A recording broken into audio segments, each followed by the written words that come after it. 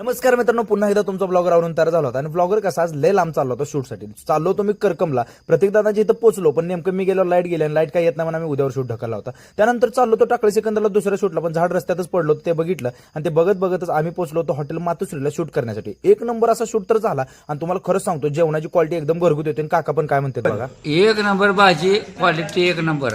Okay, सगळे shoot संपून घराकडे निघालो होतो आणि येताना एसटी मध्ये चूल बसवले का इंजिन हेच समजत नव्हतं, एवढा धूर मारा लागली होती. त्यासोबत आत्यासाहेब आले होते आमच्या बऱ्याच दिवसातून आणि माझ्यासाठी बिस्किटचं पुढे आणलं. थँक्यू आत्या. त्यासोबतच काय, आपली जी फॅक्टरी चालू आहे काम तिथं आई साहेबांनी नवीन भुईमुगाच्या शेंगा अशा वाळू घातल्या होत्या फॅक्टरीमध्ये आणि धन्नोला थोडंसं खायला दिलं. म्हणलं चला आता गावात जायची गरज आपल्या थोड्या मित्रांकडे. केकेजानला भेटलो आणि त्यासोबतच कसं आहे, महावीर हा मोबाईल नीट करत होता आणि ज्याच्यामध्ये का नाही इमानासारखा आवाज यायला लागला असं रणजितनं लास्टला सांगितलं आणि ऑपरेटर रणजित आपले बघू शकता तुम्ही ब्लॉगमध्ये. त्यासोबतच घरी आलो, मटणाचा बेत होता आणि ताईसाहेबांनी मटण वगैरे मस्त शिजवलं होतं. आपल्याला आईसाहेब घरात खाऊ देत नाही, त्यामुळे आता बाहेर बसून मटण खाणार आहोत आपण आणि ब्लॉगर असंच मटण खाऊन झाल्यावर झोपणार आहे.